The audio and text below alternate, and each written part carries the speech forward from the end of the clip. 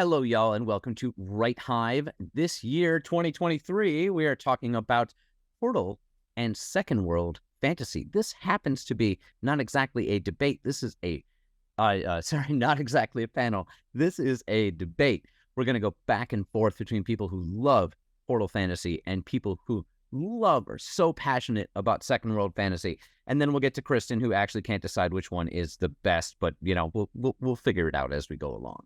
I am Sean, Buffalo Sean. I'm a host of Writer's Lunch and member of the Toneworks Collective. Let me ask to introduce Marisa and tell us about what you're working on or what you've just finished. Sure. I am a YA writer and I write dystopian horror, fantasy and sci-fi, all with mental health themes. And Fight for Freedom is my latest book. It is the third book in the Mermaid Chronicles, which has Portal Fantasy. There you go. There we go. We know what side you're on. KJ, would you like to say hi? Yeah, hi. I am KJ Harrowick. I am a fantasy and science fiction author. I write adult, and I tend to lean very subtly into horror, but hopefully deeper as, my series goes along. I also like to sort of put like romantic relationships and threads in my book.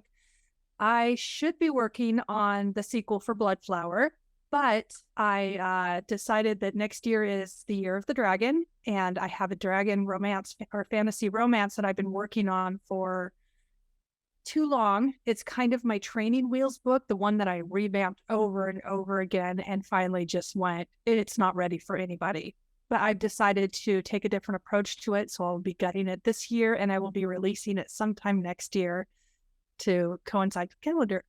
Nice. The editing process. Everything that happens in the back end that nobody ever knows about is terribly interesting. Absolutely. Eric, up there in Alberta, would you like to say hi and let us know what you're working on? Hey, right now I'm doing my final edits. Just got betas back for my full-length novel Into the Gray, which is a Portal urban fantasy that's set in the near future. I also do a lot of short story writing. I've had 6 picked up in the last year or so, and I have a new one coming out, which is an urban fantasy involving an Irish deity, Starlight Pulp.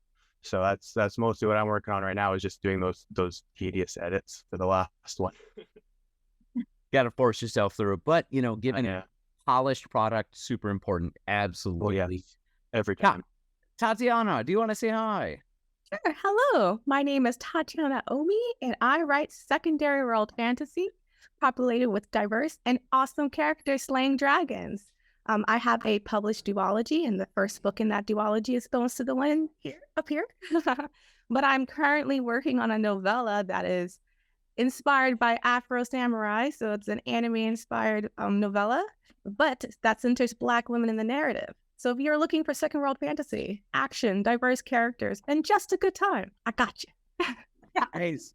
Oh, heck yeah. That's awesome, Tatiana. Kristin, let's say hi before the Cthulhu escapes from the corner of your screen. Yes, hi, I'm Kristin Jacques. I write fantasy for adults and teens. I have a YA dark fantasy series with lots of Lovecraftian style monsters. That's, I guess you would say it's second world. And I also write an LGBTQ paranormal historical romance series. So we're still working on sequels in both of those series. Always keeping busy. Awesome. Absolutely. If I may introduce Keshe, why don't you tell us a little bit about yourself and what you're working on?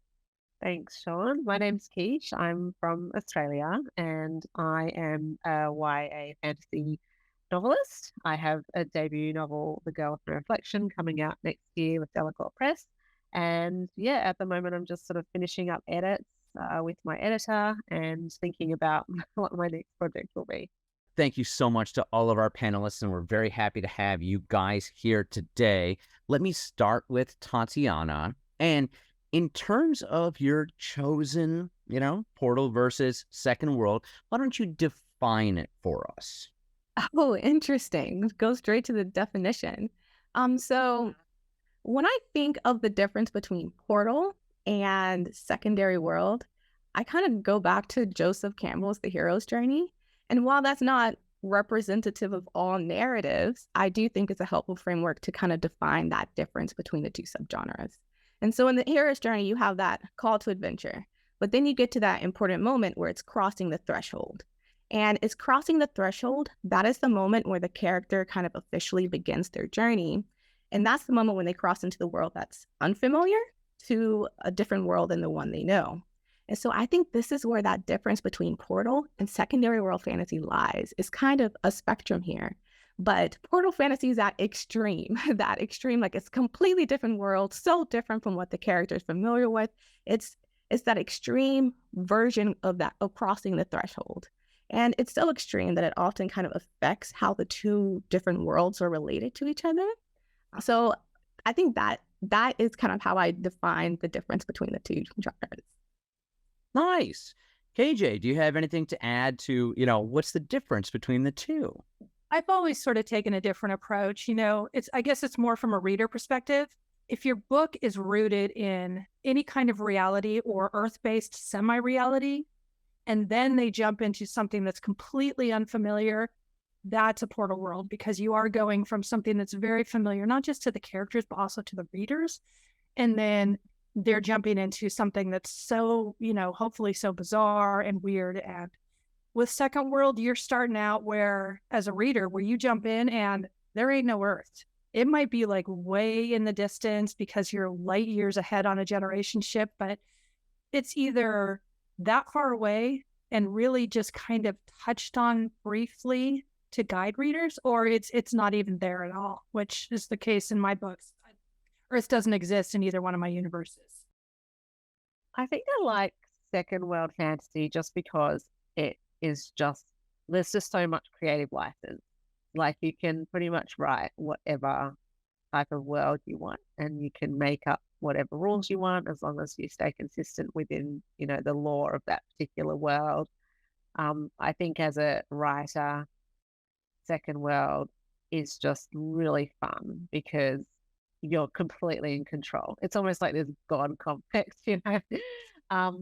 where, you just create everything from scratch. And on the flip side also, I think that it's a little bit like, it's hard because you've got to build the world, but also you don't need to sort of research, I don't know, like what sort of road is used in this particular village in this particular country. It's hard. I'm obviously from Australia, and while I am reasonably well traveled, I think it's very hard to write as authentically about somewhere where you haven't spent a lot of time. And settings in Australia currently don't really appeal to me. I feel like if you write about Australian settings, it's either going to be like the Outback or about Sydney.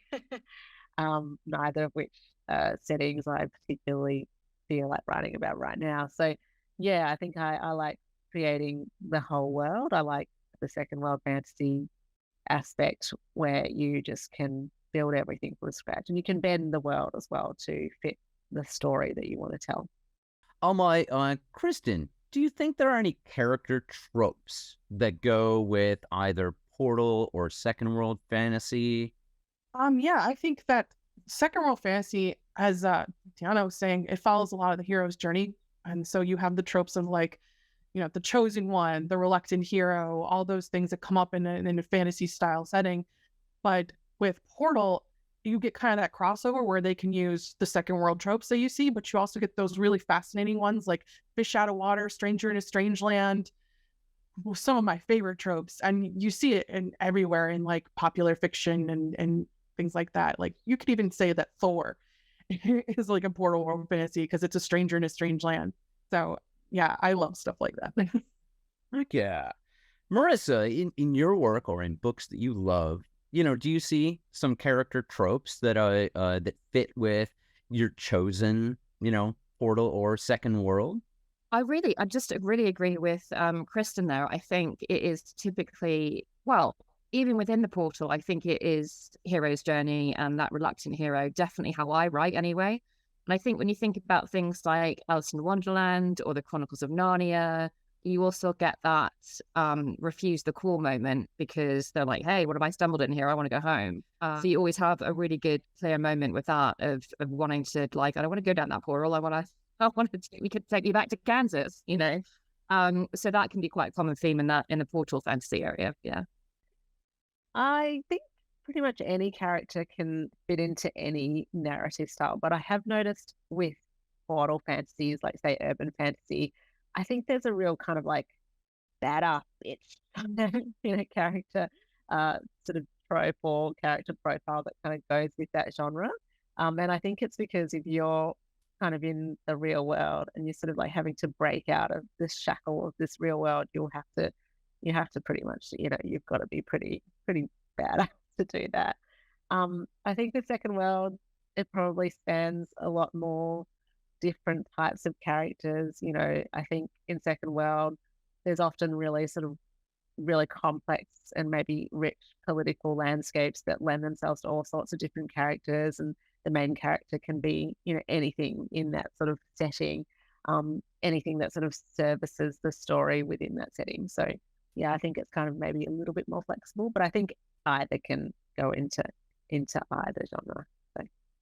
Absolutely. Now, I love that, and I want to bring up for a moment kind of Shannon McGuire and a lot of the awesome stuff she does with the portal fantasy and the ways that kids go through and they find their perfect world, which I think is an inversion of that. Marisa, I love the point you made about wanting to go back, and she kind of twists that and says, this is exactly what you wanted. It's the going back to the real world that's the problem. Okay. Eric, do you see anything in terms of portal fantasy or second world where kind of that reluctance or the loving the new place you're going to is more important in your work? Yeah, I think that I think the reluctance is a fun trope. Mine doesn't really have the reluctance necessarily. Mine is more of a portal between a kind of more of a dystopian world versus our world, which is on the brink of dystopia. And I think that it's just a fun way to, because you can kind of see yourself going into it. The reason I like the portal more is you can kind of see yourself going for an everyday life, and you kind of have the option to go back as well, which is always a good thing. There's always the hope that you can go to your own bed afterwards.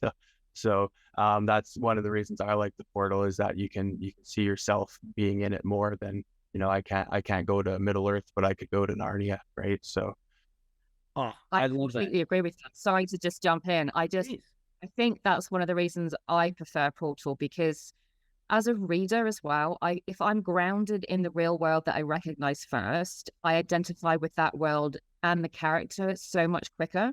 And then I follow them on their journey and learn the things as they learn them. And I don't feel so overwhelmed by that information. When you crack open something like Lord of the Rings and you're like, okay, this has got a lot of things going on, or Game of Thrones, where you're trying to, I love Game of Thrones, don't get me wrong, but all the character names and who's in the north and who's in, and it's just a lot. So I like to be taken there gradually so that I can just be handheld through the journey. And not get lost. No, bring it all down. I can see Tatiana reading my mind. We're like, no. Please continue. I love it. So, like one of my favorite things about secondary world fantasy, and as an example, this is kind of one of the biggest tropes, right? Like you have that orphan farm boy with the mysterious powers and a hidden noble past, and he's thrust into adventure. But that's because the world as they know it, that familiar rural village, most of the time they don't have a choice because it's all burnt down. You can't go back. There's consequences from that outside world that comes in the inside world and changes it completely. I love that. Like, no, I love the discomfort. I love the adventure. You can't go back. Things change. And to me, it's fun and it's an adventure. It's great. I love it. I love it when portal world fantasy does that too, where you don't have the option to go back. The exit is gone. You are stuck there permanently. You got to make the best of it, but you're still discovering the world as it is, peeling back the layers as the character and the reader at the same time. And it's fascinating to me to see that world build come through the eyes of someone who's like is super grounded in something like our reality. I mean, when you think about the classic TV shows, I was going to say like Stargate or Sliders, where it's all about people going from world to world to world, trying to find their way back somewhere. In actual fact, it's not that's important. It's what they do along the way. So that, portal fantasy can be exactly like that too. Eric, I want to let you respond and then get to KJ. I forget what I was going to say, but uh, but no, I like that too. Yeah, the being cut off. It's the Dorothy effect, like the Wizard of Oz, right? It's the journey. You don't necessarily think about the journey on the way because you're so focused on it. But as you're reading it from an outside perspective too, you get to see a whole new world and kind of have that not quite bumbling idiot, but somebody who you can explain stuff to. It's nice from a writing perspective because you can explain to them and not feel like you're telling instead of showing because that person doesn't know, right? So for me, writing it makes it helps in that aspect, I think. Okay, I'm going to jump in here. So going back to the characters yearning to go home, wanting to go home, and always eventually going home. I think that's the thing that frustrates me most about Portal World Fantasy is they step from this ordinary life that they're frustrated with, they're having issues with, there's all these, things that are just creating tension. And then they get into this new world and it's got its own tension too, but there's always something really unique, something to explore, something to learn, something to be a part of. And yet it's every Portal fantasy I've read, they always want to go home. They want to go home to that familiar mundane. And I that's the question that still burns in me is why go home? In Narnia, why go home?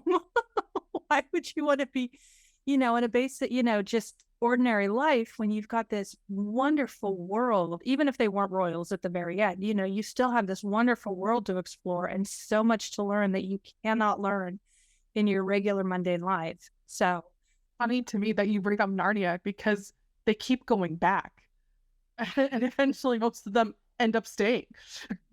Yeah, I just think it's about the character arc, isn't it? I think it's to show that reluctance and that over the journey that they've realized when they do go back, it's either not how they thought it was, or it's different, or they are different and they see it differently. And potentially they do turn their back on it and go back to the new world.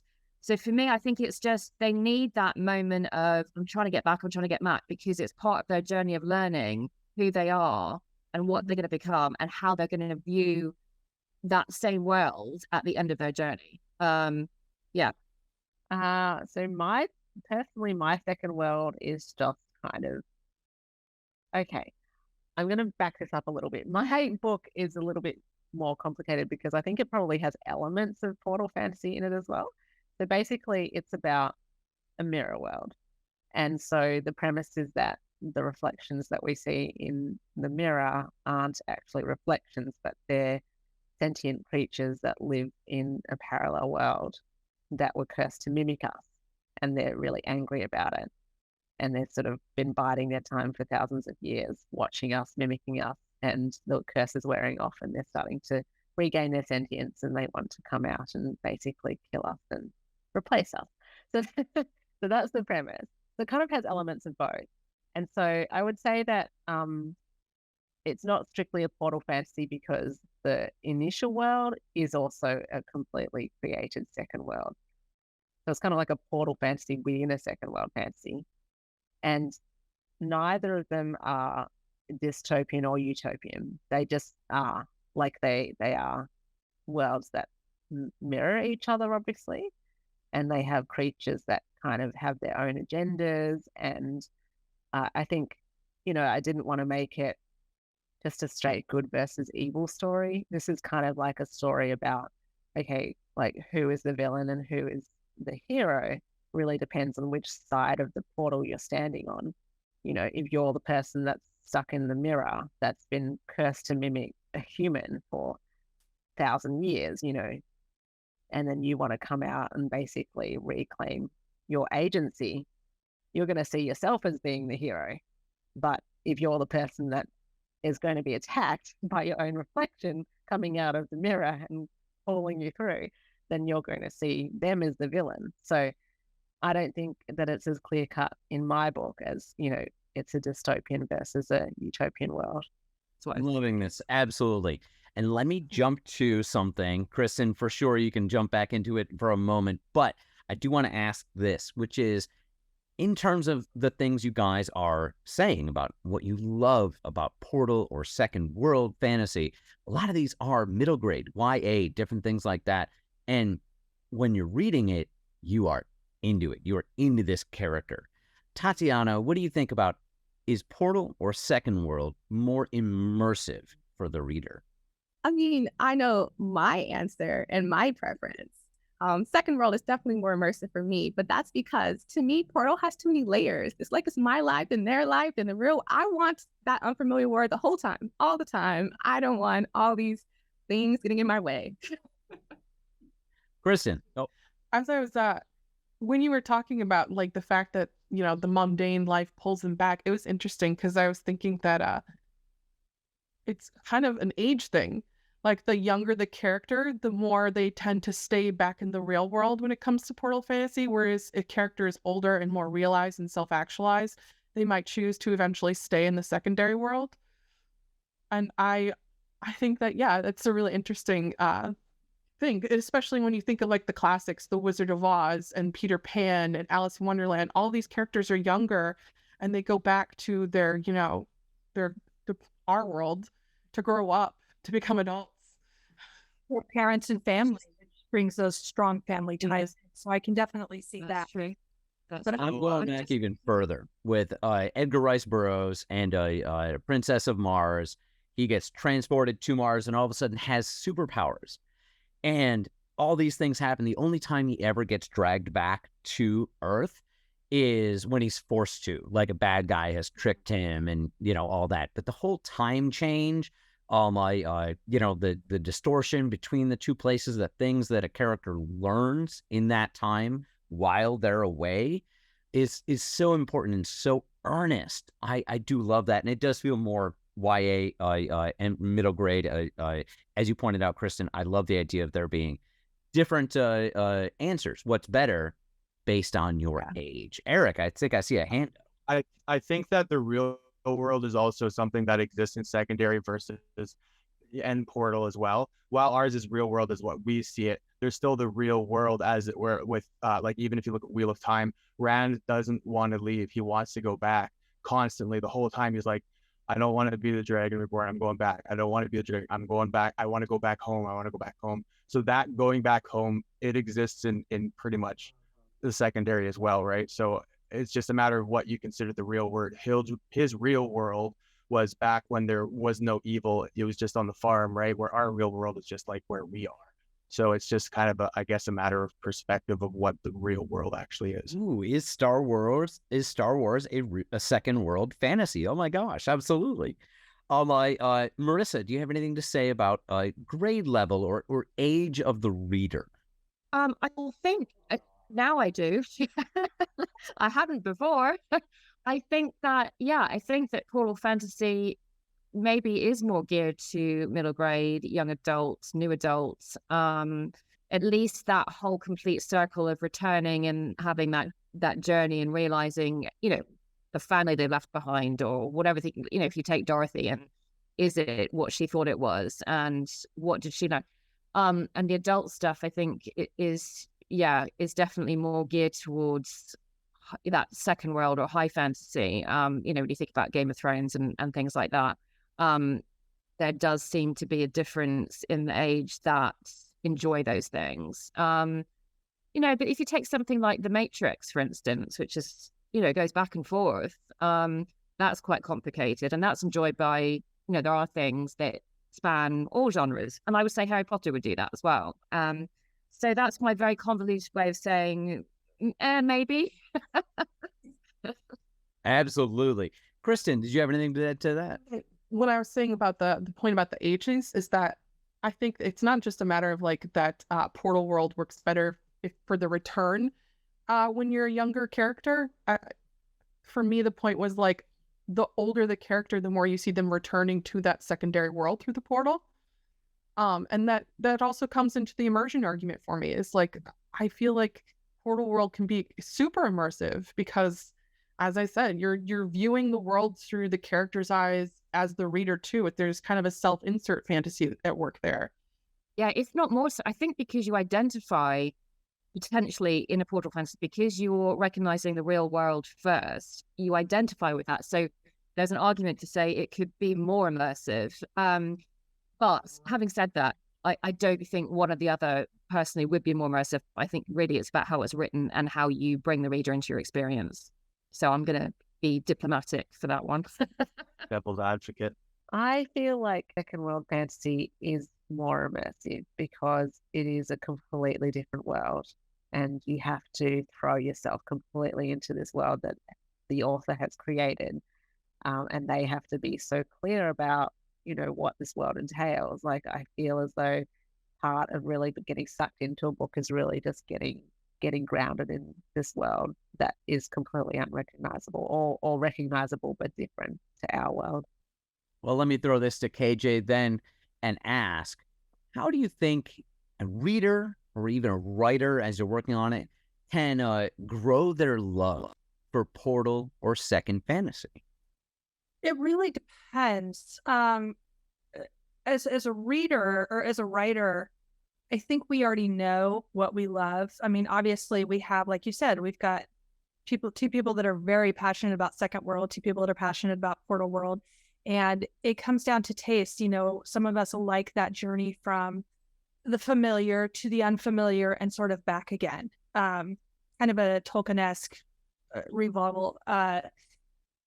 So as an author, I know going in that every book I write is going to be second world.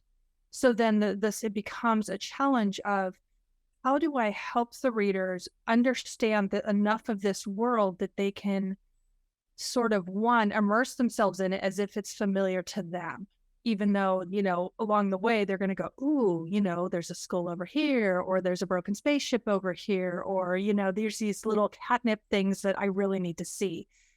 And so how do you make it so immersive that they can follow the character's journey and feel very familiar with them, but also see all of these new exotic things and know that they're going to be a part of that passion, a part of that world, and a place that they want to come back to over and over and over again.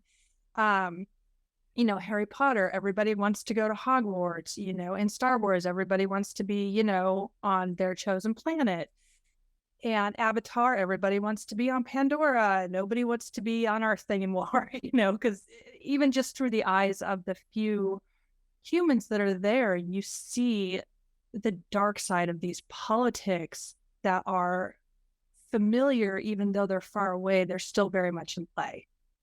And then I think one thing that sort of really spurs passion is subverting that trope of there and back again.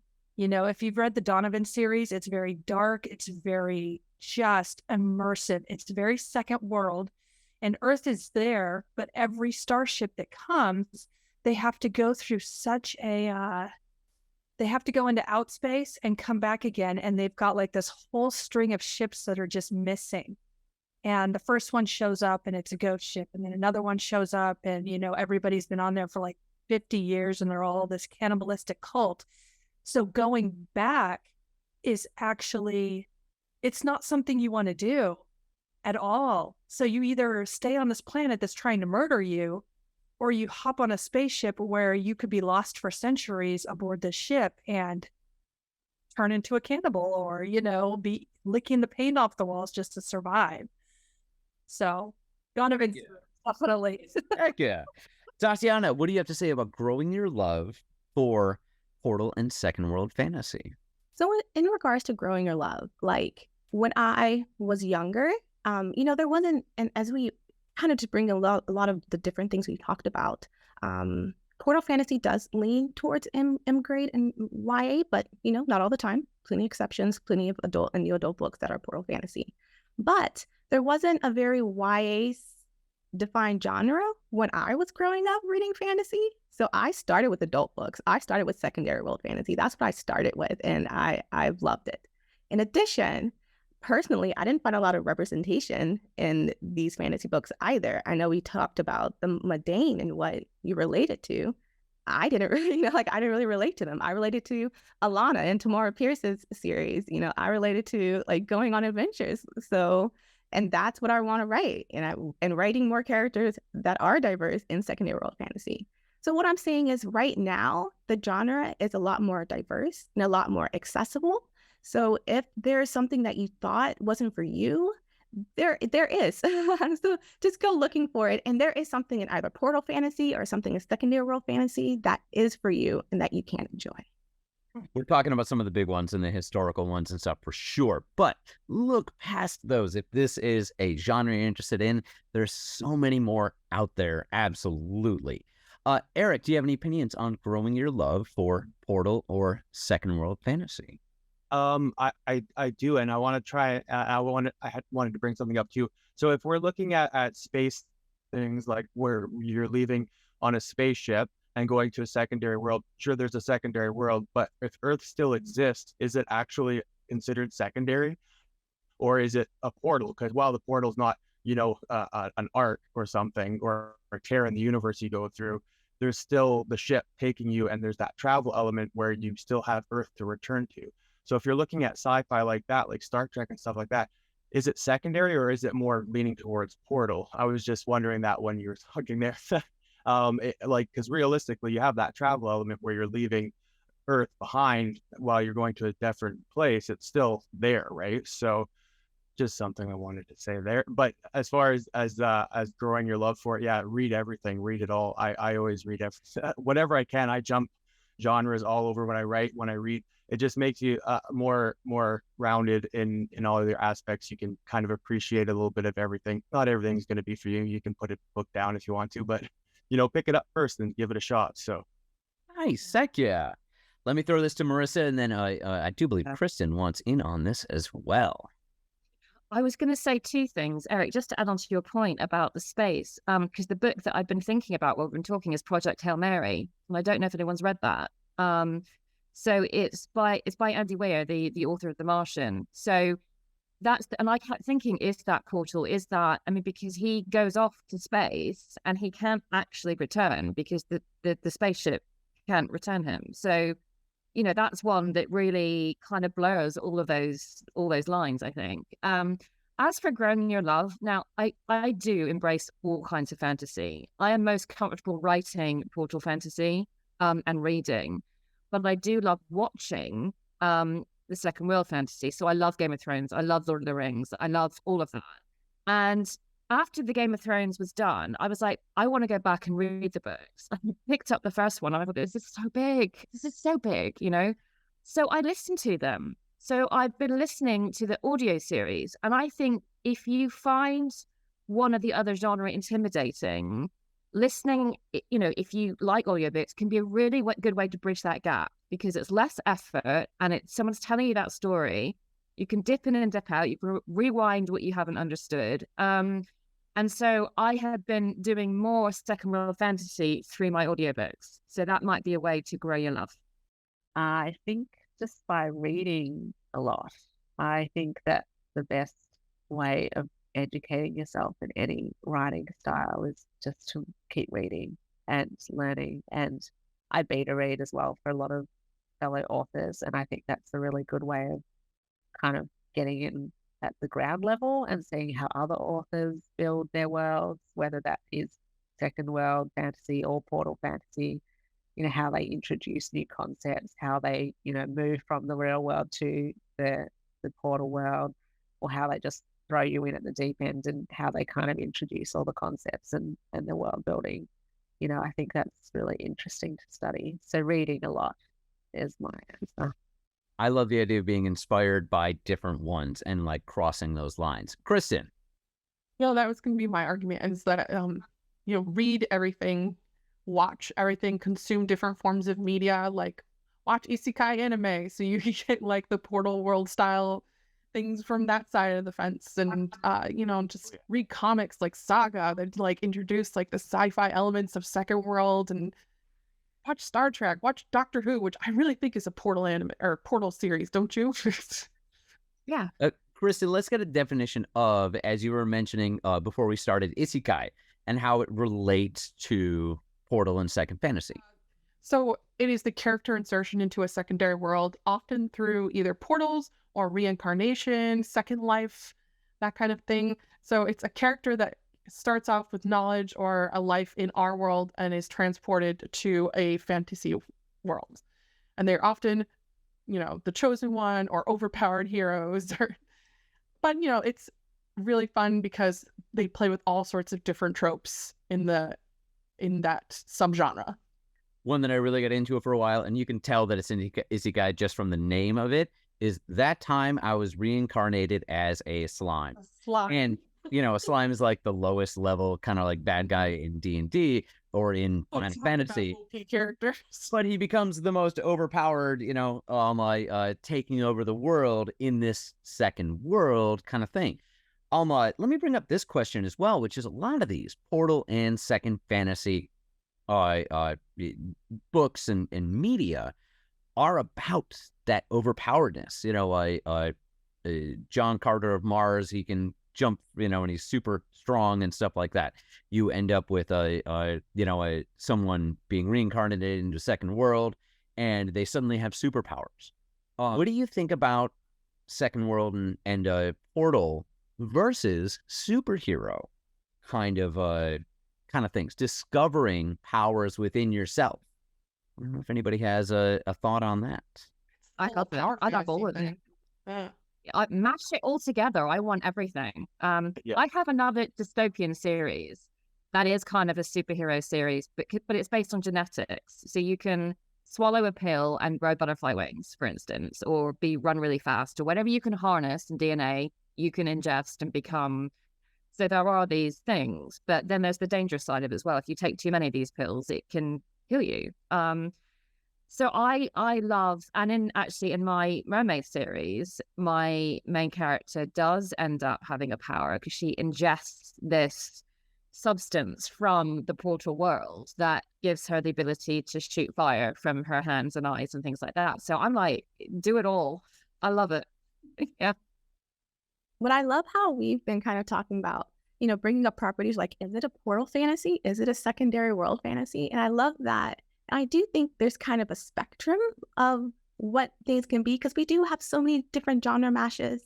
And kind of going back to the, the hero's journey I brought up before, it really is kind of that extreme, and how extreme it is to does the strange world have any effect on the unfamiliar world?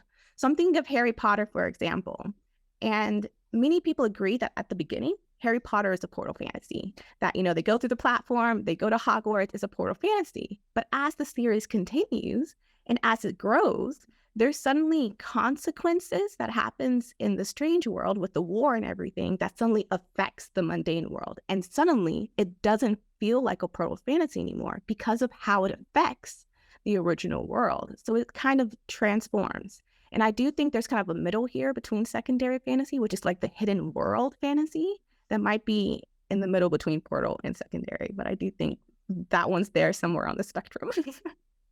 I agree. I hadn't thought of it that way. Yeah, I agree. And that my series has that hidden world in it as well. Yeah, do it all. As I said. I kind of want to jump off urban fantasy. Let me jump to KJ and take on Eric after that.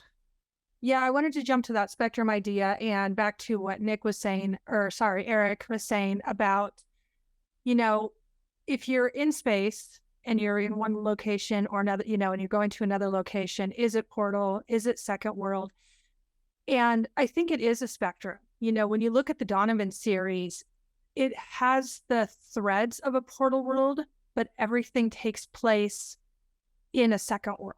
So even though you kind of see that original world, light years away, and you hear the characters comment on it and talk about it from time to time, it's not truly a portal world fantasy. It just sort of kind of gets in the middle of that spectrum where it's right on the edge between the two.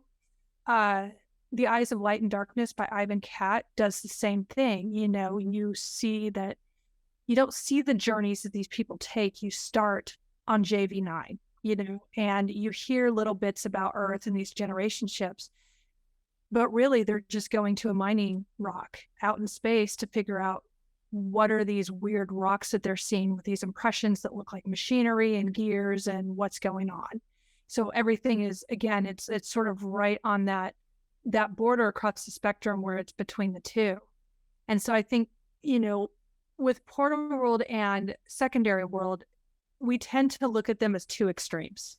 You're either going from one place to another and back again, or you're somewhere else and you're staying somewhere else. And really, it is a spectrum, and the extreme would be something like my world. I'm secondary world. There is no Earth in the two universes that are going to collide. So it just doesn't exist. But then it plays with the portal idea of you've got, the starship and you've got this moon that's inside it that's an entirely different planet. And then you've got the starship that's inside the moon that's this entirely different form of technology and creatures, and nobody knows where the hell it came from. And it's millions of years more advanced. So then does it become Portal second? And then you have these other extremes where, especially you see this a lot with paranormal and urban fantasy, where it's you're in the real world and then you can cross into, like Feyland, or you can cross into where, vampires sort of have their clutch. Or so, yeah, I think it's going to depend book by book. So as far as going back to, in space, what's going on? Well, what does the reader see? Are they seeing them on Earth and then traveling from Earth to this other place, so they're seeing both worlds? Or are they starting in that second world and just kind of, backhandedly going, oh yeah, I used to live on Earth, but not anymore? This is broadening it for me. Is Rendezvous with Rama, by Asimov, actually, a second world or a portal fantasy? Not asking that question, but Eric, if you'll respond to KJ. Yeah, no, it is definitely a spectrum for sure. And that sounds really awesome with the moon and everything, and there's creatures in it. That's cool. Yeah, I love urban fantasy. That's probably like my big one. And like when I wrote mine, it's portal with there being another world, but it's also urban with a hidden world inside our world that's kind of bled over from the other, right? So I've always, those are the ones that really do it for me. And portal is kind of just like an extension of that, right? Where rather than a hidden world that's within our world, like with if you're looking at Kevin Hearn, he did the Iron Druid Chronicles, where everything's in their American Gods with Neil Gaiman, or a Neverwhere that he wrote as well, or Greyjoy book for all his books. But yeah, I it's definitely a spectrum for sure. It's just the one, if it's, I think I agree with that, where if you start off on the world and you're in there and go, then that's probably leaning more towards portal. But if it's just like a cutoff, part of your past where you can reference the Bee Gees and people aren't like, hey, wait a minute, they don't exist there, then then you're probably more secondary, right? So nice. Heck yeah, absolutely. Kristin, I'm losing your light there, so I'm not sure if you're good to go or not. So let's go to the sunlight just keeps. Oh, that's what it is. Okay, sorry. Kristin, yes. What do you think about Clouds. the spectrum between the two? I definitely agree that there is a spectrum between the two, and the fact that you can be sneaky about how the portal can interact with secondary. Like one of my favorite books is Howl's Moving Castle, which it starts as a secondary. You are in an entirely different world full of magic, and then halfway through you realize you're actually in a portal fantasy, and like one of the main characters comes from our world and you're thrown for a loop. Charles Ross and the Merchant Princes series, I love it. Then in the beginning it's a portal fantasy, you can go to this other world, and reluctantly so in the case of the main character, but then over the course of a series the two or more worlds start to affect each other. And it becomes that secondary kind of thing. So I love the mix and things. I have so many influences. I mean, I already mentioned, I grew up reading Lord of the Rings. That was the first fantasy series I became quite obsessed with. And then obviously also read the Game of Thrones series. I really loved Outlander, which is kind of like soft, I don't know what you'd call it, speculative romance, time travel fiction. I loved, that series as well, which is very much a portal fantasy, maybe portal historical fantasy. And then on the YA side, I really love Elizabeth Lynn's work. She writes YA Asian inspired fantasy that just has such rich mythology and lore in it. And I also want to shout out some of my friends' books. So Richard Swan's Justice of Kings and Tyranny of Faith. I don't know whether you're familiar with them. That's the second world fantasy, the Empire of the Wolf trilogy.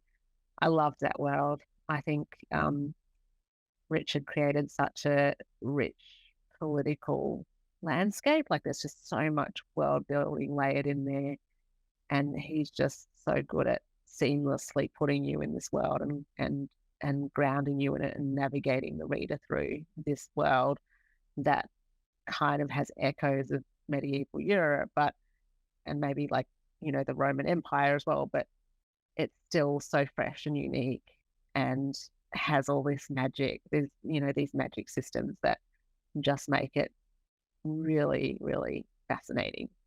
Marisa, do you have any recommendations? Also, plug your own book. For people who want to get into Portal Fantasy, Second World Fantasy. Yeah, I mean, obviously there's the Mermaid Chronicles series that has Portal, and it has Hidden, and it's got a bit of everything. And I do have another one, if you're more into the horror, called The Shadow Keepers, and that's about mirrors, because I love the concept of mirrors as portals. And so there's a whole world that exists in the mirrors, and only certain types of people know that. So you can check that one out too. As for recommendations, what else do I? Okay, I'm gonna have to come back to you on that because I haven't prepared that and I need to think. No, it's all good. You got to do your own, and that can be a perfectly fine recommendation. Tatiana, do you have any ideas as well? Am I suggesting Portal Fantasy? Yeah, if you want to describe a bit of yours, for sure, awesome. Then people will know what they're looking for when they come across Bones of the Wind. And if you have any other recommendations for people who are getting into this. Sure. So I really enjoy secondary world fantasy. My book, Bones to the Wind, is kind of it's a rite of passage. And they have to go out in the desert, which you kind of think is kind of Portal, and kill things and kill monsters and slay dragons. So it's really fun. It's also a big deconstruction of coming of age tropes, but fun. A few secondary world fantasy that you guys can get into.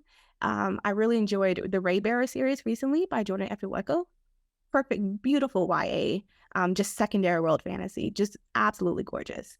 But, even though I do love secondary world fantasy, it's number one in my heart. I was reading the blurb for Keshe's